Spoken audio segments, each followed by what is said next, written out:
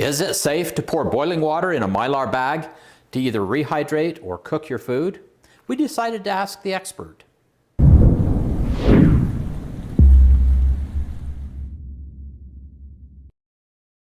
Hey Provident Preppers, I'm Jonathan. And I'm Kylene, and today we're going to talk about whether or not it is safe to pour boiling water into your Mylar bags. Now, when you have a question, where do you go to get to the answer? If you say YouTube or Google, you are only going to be right half of the time. There's all kinds of incorrect information out there. So we decided to go to the expert, and we talked to Andrew Tice, who is the president of Pack Fresh USA. They are a company that I really trust. I love their Mylar bags. Their oxygen absorbers are phenomenal. But the thing that I appreciate most about them is that when I call with a question, they are ready to give me well-researched answers that I can share, I can use in my own food storage, as well as pass on to you. So let's talk first about Mylar bags. Now I have two kinds here. This one has a clear front, and this one is just regular Mylar. All Mylar bags typically are made of 3 different layers. They have an inner layer that's usually made out of LLDPE, that's the standard. Then there's a middle layer that a lot of times is aluminum or a metal, and then they have an outer layer which is usually peat. Now when you seal these, the LLDPE layer is the one that melts. They don't all melt, it's just that one. And that is what creates the airtight seal. But that has a melting point of about 250 degrees. But if we think about this, water is only about what, 212? 212 degrees is boiling point for water. Or 100 degrees Celsius. So if you're pouring boiling water in here, you're only getting to the 212 or lower.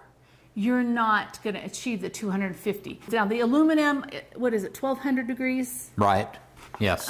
It's not going to melt, and then you're not going to have any problem at all with the outside one. Now, we don't recommend filling these and putting them in a pot of boiling water. We're only talking about adding boiling water to this. And according to Andy, it's perfectly safe. Now, the one big factor that we're a little bit concerned about is you getting burned. So we're gonna talk about that just a second. I'm gonna get my water. Boiling water is hot, which means— that's kind of a novel idea. Which means if I put my hand in it or this spills, I could get burned. What should we do? Should we have John hold it while I pour it? Or should I will make that sacrifice. I don't know if you should. Okay, inside of here, this is one of the clear bags. So there's none of the aluminum in the front, which we'll talk about that another time, but I do store some foods, especially when I want them to look pretty in here. So what I've put in here is a cup of regular oats and a half a cup of freeze-dried peaches. And then there's a little pinch of salt and some cinnamon. Now, if you wanted to make this and you like it to taste creamy, you could put coffee creamer, the dried coffee creamer, or powdered milk in it. Okay, and all I'm gonna do is I'm gonna pour in my hot or boiling water, and we'll let Johnny stir that. And you want to be careful. I would not use the Mylar bags that don't stand up on their own. These are called gusseted pouches or stand-up Mylar. And then I would just squeeze out a bit of the air. And then if we lay it on its side, now this is zipped, so you got to make sure that it's zipped. Or even against something like this. If you go like this, can you see how all of the fruit is up at the top? You might have to stir it more. It might not hydrate as evenly. The oats, you're probably not going to have a huge problem with that. It would be better if it could be on its side. So now we want to insulate this somehow because these are regular oats. They're not quick oats. And so they're going to take, I don't know, maybe 20 minutes to rehydrate like this. If I was cooking them on the stove, it'll only be 5. A couple things I could do. I could just wrap this in a blanket, or I could put it in an insulated cooler like what we're gonna do here. Oh, I forgot to tell you, this is one of the most important parts. You'll have oxygen absorbers in these. Do not pour the water in with the oxygen absorbers because this is pervious, which means that the oxygen can flow in and out, that it can do its job. If you pour water, then all that iron is going to get in your food, and you don't want that. So make sure you take this out first. And that would apply to anything like a freeze-dried meal or anything like that. One other thing we probably should mention is that for safety reasons, the thicker the Mylar bag, the better off you're going to be. So if you are doing a bunch of these meals and you know that you are going to be dumping the hot water in them, I would put the oxygen absorber on top, not in the bottom, just because it'll be easier to fish out. And I would use some of the thicker Mylar bags and make sure they're the stand-up ones, right? These are 7 ml and these are only 4. These would be good for a lot of applications. Yes, you could pour water into them. So if you were just doing like instant oatmeal where you don't have to do it very long and just a little bit, you might want to use something like this. But personally, I think I'd stick with the thicker Mylar bags. They have this one that's kind of fun. It's a variety pack or a sample kit of their gusseted sizes, which is kind of really nice so that you can see what they really have and what application works best for you. Pack Fresh USA, use the promo code Provident and you get a discount. So you can see this is doing its little job. I would probably wrap it in a towel, but here we have a whole bunch of different stuff that I did. Bunch. This is a 5 mil bag. I just ripped the top off of it. It has rotisserie chicken in it. And I didn't measure the water for this.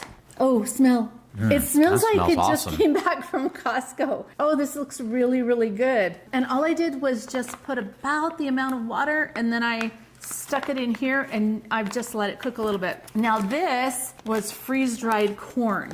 Okay, if you haven't tried freeze-dried corn, it's so good. I snack on it. It's just extremely So tasty. yummy. So with this one, this is not a thick Mylar and it's got the clear plastic front. We just poured the water over the top right until I thought it's right about where it should be. And you kind of get a handle for that. If you're freeze drying your own food and you want to weigh them, you can mark it with the amount of water you need to add. But this actually looks awesome. And it wasn't cooked corn, it was frozen corn. Oh yeah, Yum. that smells Yum! quite good. Oh, we're gonna have the best lunch. Now, one of the things that I wanted to practice with was, this is mashed potatoes. It's just the potato flakes. I wasn't quite sure how all this was gonna turn out. This is, again, it's a thinner Mylar. It worked just fine. You could put the potato flakes in here and some freeze-dried or some dehydrated vegetables, even some of your freeze-dried chicken, so that it was all ready to be a meal and you just add your hot water, do this, put it in something where you're gonna insulate it in, and this looks awesome. So at first, this is the same thing as this, only this has twice as much in it. I wasn't quite sure how much I could add to this so that I didn't overflow the bag, because think about this, if you fill it way too full and you're kind of struggling to close it, that means you could get burned. So Yeah, it that looks done. looks amazing. Looks ready to eat. Fresh peaches, Breakfast cinnamon. is served. Oh, that actually smells a whole lot better than it even looks. That's awesome. Okay, now the one thing I wasn't sure about was the rice. My rice, it was just regular rice. It looks like this is gonna need some more time to rehydrate. It's still pretty hot and it's still leaking. I'm gonna put that back in here. And if you remember from our videos about the hay boxes, we do this a lot, but it takes 4 times the amount of time for it to rehydrate. So I'm just gonna nest it in here with some more rags, put the lid on, and we'll put it aside, and then we'll check on it a little bit later. If you're doing these for an emergency, you probably wanna make sure that whatever you have in that instant package is going to cook very quickly. These have probably been in there Maybe 40 minutes. 40 minutes? Yeah. Yeah, they're all hot, they're ready to go. It's gonna be a great meal. It is going to be a very good meal. So, bottom line, the biggest problem that you have with this is burning yourself. In the description, I'll leave some information about the LLDPE, so you can study up a little bit more on that, but that's what they make freezer bags out of. It's supposed to be super safe. I don't see any problem with this other than the risk of actually burning yourself. But when you first do one of these, don't make 100 of them for your storage. Make one. Try it out, see if it worked for you, and if it's the right amount, and if you've got enough room to add your water. Just practice on a few, get your recipe right, and then make the ones you need. But this is a great idea for emergency food that's a lot less expensive than what you can buy, and it doesn't have all of the additives. And now for the question of the day. What dry meals would you put into a Mylar bag so that all you would have to do is take out that oxygen absorber, pour in hot water, and a few minutes later, eat them right out of the bag? Tell us what you would do and any recipes or experiences that you have had doing this. But for me, I'm really glad to know that it's safe. And thank you for being part of the solution.